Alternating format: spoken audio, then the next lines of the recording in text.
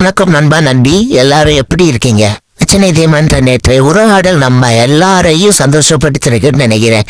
அண்ணா விஜயனா பாத்தியானா high court கேஸ்லாம் எங்களை உட்காந்து ஃபுல்லா பார்க்க வைக்கிறியானா? இந்த பெருமை உனக்கு தானா சேரும். இது ஒரு புது சேனல், இதை சப்ஸ்கிரைப் பண்ணி சப்போர்ட் பண்ணுங்க ஃப்ரெண்ட்ஸ்.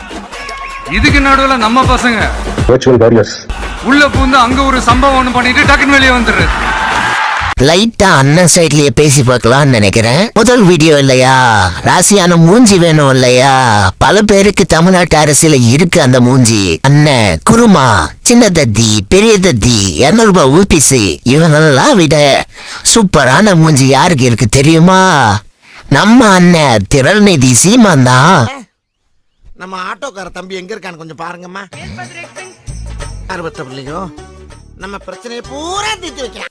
ஐயா திரண்நிதி, ஒரு காலத்துல நானும் உங்களுக்கு ஃபயர் விட்டு 2021 எலெக்ஷன்ல ஃபர்ஸ்ட் ஓட்டா போய் நின்னு போட்டேன். ஆனா இப்ப நீங்க வந்து என்ன பண்ணிட்டு இருக்கீங்க? இட்லி கடைக்கு ரிவ்யூ கொடுத்துட்டு இருக்கீங்களா ஐயா? இவ்வளவு பேர் செத்து கிடக்குறா. மறுபடி குஷி படம் மறு வெளியீடு வந்ததுக்கு போய் திரையரங்க வாசல்ல இளம் பெண்களும் பிள்ளைகளும் போட்டு ஆட்டம் போட்டு இருக்கிறத பார்க்கும்போது மனசு இப்படி நிம்மதியா இருக்குமா? இல்ல உறக்கம் தான் வருமா உங்களுக்கு? எதை நோக்கிடா நம்ம சமூகம் போயிட்டு இருக்கு, நாடு போயிட்டு இருக்குன்னு பதட்டம் வராதா?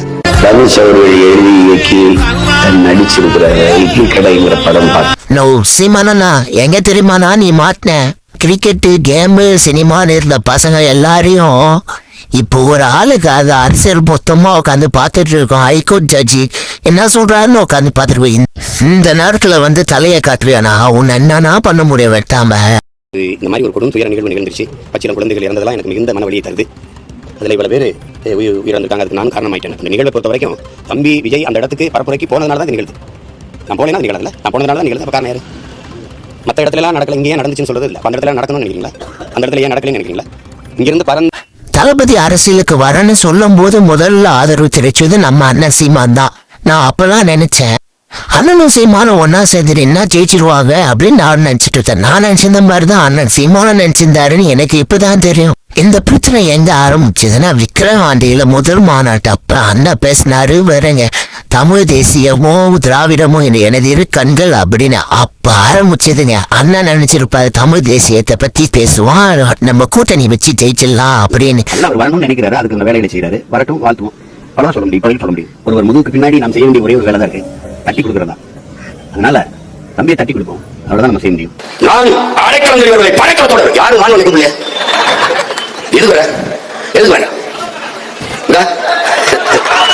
என்னுடைய அன்பு சகோதரன் அஜித்தும் ஐயா ரஜினிகாந்த் அவரும் தங்களுடைய புகழை வியாபாரம் செய்ய விரும்பவில்லை.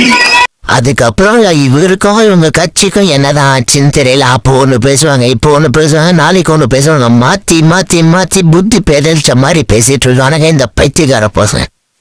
என்னடா உங்க கொள்கை? என்னடா உங்க கொள்கை? என்னடா உங்க கொள்கை அப்படின்னு கேட்டா அப்படி கத்தாதீடா, அப்படி கத்தாதி எனக்கு கேட்கும்போது தளபதி தளபதினு கேட்குங்க. அப்படி கத்தாத, ஏன் அப்படி கத்தாதப்பா? தளபதி தளபதி அது சரிடா, கொள்கை தளபதி தளபதி. சரி எதுக்குடா வந்தீங்க? டிவிக்க டிவிக்க டிவிக்க டிவிக்க டேய் டிவிக்க வர அவ்வளவு பேர் வந்தீங்க. சரி பாப்பா வரமா போய் நீங்க வந்து அணில் குஞ்சு அடி அணில் குஞ்சு அது புலி வெறி கொண்டு வேட்டையாடி போகும்போது குடும்பமா அப்ப பத்திரமா மரத்துல ஏறி இருப்பா, போப்பா கிளையை ஊற்றி கொண்டு இருப்போம். அணில அணில ஓரமா போய் விளையாடுறீங்க, ஒரு வராது.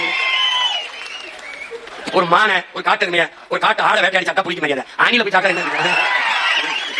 அதனால என்னப்பா பாப்பா பாப்பா அந்த மாதிரி அது என்ன பண்ணு? இங்க பார், ஒன்று சாலையில அந்த ஓரத்துல நில்லு, இல்ல இந்த ஓரத்துல நில்லு. நீ நடுவான நின்னா லாரி அடிச்சு செத்து போயிருவா. பாத்து நான் நடுநிலை. இது நடுநிலை இல்லை, மிக கொடுநிலை. What bro? It's very wrong bro, it's very wrong. சினிமாவில் பஞ்சு டைலாக்ல தம்பி, இது நெஞ்சு டைலாக். இது நெஞ்சு நெஞ்சு நெஞ்சு டைலாக்.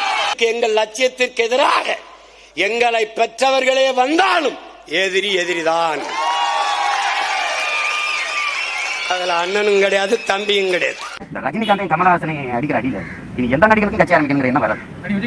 எல்லாருக்கும் அவங்க எவ்வளவு நிம்மதியா தொடர்ந்து நல்ல நல்ல படங்கள் நடிச்சுட்டு போயிட்டு இருக்காங்க.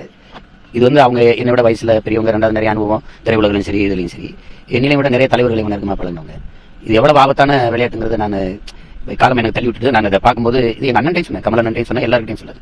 இது ரொம்ப கொடூரமான ஒரு ஆட்டம். இது வந்து அவர் மனநிலைக்கு இது சரியா வராது. ஏன்னா இங்க நிறைய ஏச்சு பேச்சுகள், அவதூறுகள் இதெல்லாம் தாங்கணும். சொற்ற போட்டு இமயமலைக்கு போறதை விட்டுட்டு இந்த வேலை உங்களுக்கு வேண்டாம் நம்ம சொன்னா கேட்கறது இல்ல. நான் வருவேன், ஒரு வெற்றிடம் இருக்குது, சுடுகாட்டோட நிறைய வெற்றிடம் இருக்குது. அது பெருந்தலைவர் வந்தாரு, பேரறிஞர் அண்ணா போன்ற பெருமக்கள் வந்தாங்க.